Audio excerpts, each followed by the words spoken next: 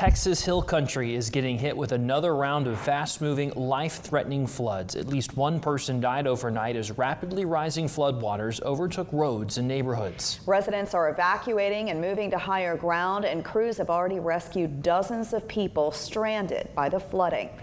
A trio of Tallahassee firefighters are on their way to San Antonio, Texas as we speak, with boats, baskets, and dry suits in tow.